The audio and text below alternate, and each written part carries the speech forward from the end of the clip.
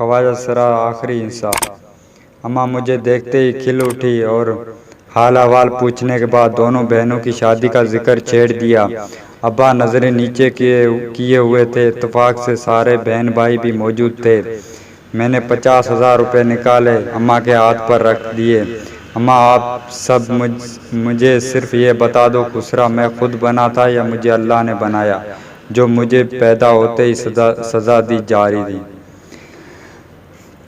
آپ کی محبت کا ایک سارا بچہ تھا، کل آپ کی ابا سے باتیں سن کر وہ بھی ختم ہو گیا، اور اب میرا ماں باپ سب کچھ میرے گروجی اور خواجہ سرا ہیں۔ یہ پیسے انہوں نے ہی مجھے آپ کو دینے بھیجا ہے، ورنہ میں یہاں قدم بھی نہیں چاہ رہا تھا۔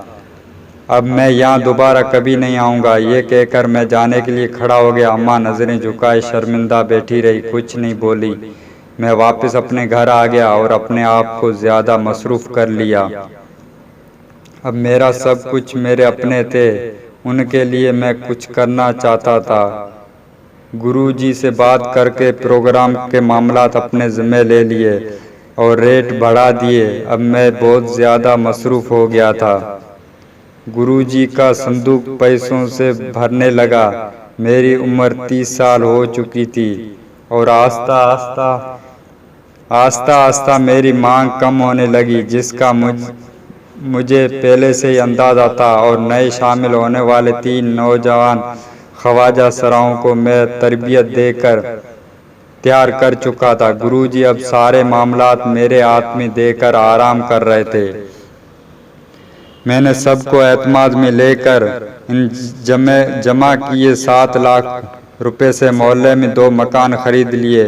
اس وقت 120 گز کا عام مکان مل جاتا تھا، انہیں کرائے پر چڑھا دیا۔ پھر ایک دن میرا بچپن میرے سامنے کھڑا ہو گیا۔ ایک عورت 8 سالہ بچے کو لیے گھر میں کھڑی رو رہی تھی۔ میں نے فوراً اسے گود میں اٹھایا اور چٹا چٹ بوسے لینے لگا، اسے اپنے گود میں بٹھا لیا۔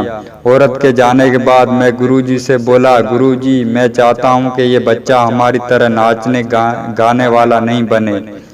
میں اسے پڑھا لکھا کر اس ظالم معاشرے کو یہ دکھانا چاہتا ہوں کہ ہم بھی ان کی طرح معاشرے کا مفید حصہ بن سکتے ہیں۔ گرو جی اور سارے خواجہ سرا بہت خوش ہوئے۔ بچے کا نام طیب تھا، لیکن میں نے اس کا نام عبداللہ رکھا۔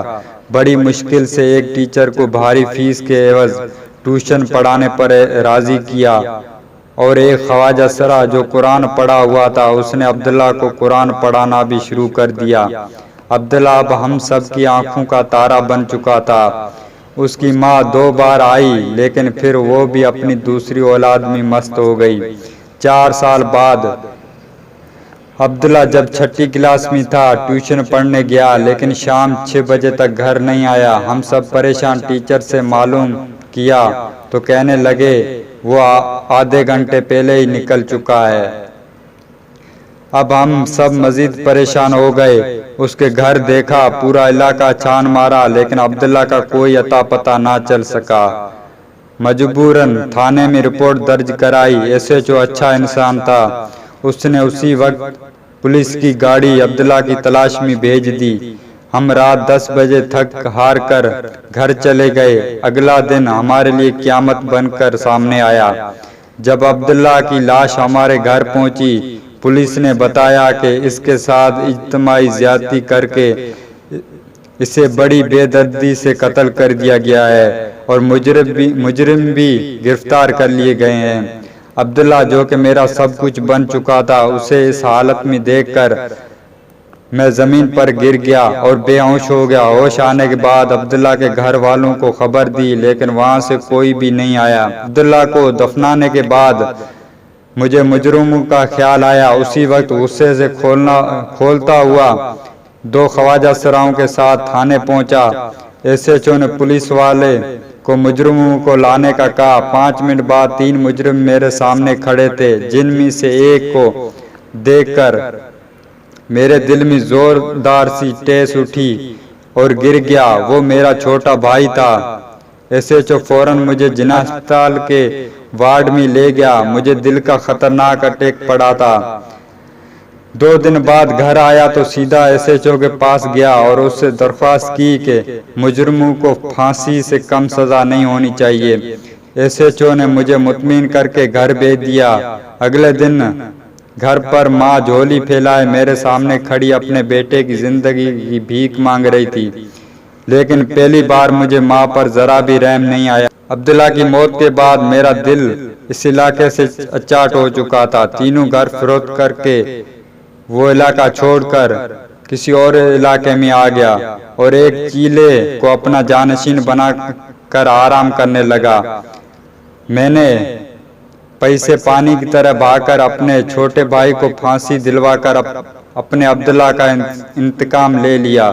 اب میں ہوں اور میرے عبداللہ کی یادیں ہیں۔ آخر میں ایک بات ضرور کہنا چاہوں گا، ہم بھی آپ لوگوں کی طرح اللہ تعالیٰ کی تخلیق ہیں، تو آپ ہمیں حقیر سمجھتے ہو، ہمارا مذاق اڑاتے ہو۔ دراصل وہ ہمارا نہیں بلکہ نعوذ باللہ اللہ خالق ذات کا مذاق اڑاتے ہو۔ اگر میں عبداللہ کو معاشرے کا مفید حصہ بنانے کی کوشش کر سکتا ہوں تو ہم خواجہ اسراؤں کے والدین کیوں نہیں کر سکتے؟ کیونکہ ہمیں اپنوں کے ہوتے ہی بھی اپنوں کی محبت سے محروم ہونا پڑتا ہے۔ کیا ہمارا اس محبت کا حق نہیں؟ اور ہمیں اس معاشرے میں حقیر بنانے میں سب سے زیادہ کردار بدقسمتی سے دنیا کے سب سے مقدس رشتے ماں اور باپ کا نہیں ہے؟ سوچئے، ضرور سوچئے اور خدا را خواجہ اسراؤں کو اپنے معاشرے کا مفید حصہ بننے میں اپنا کردار ادا کریں۔ شکریہ۔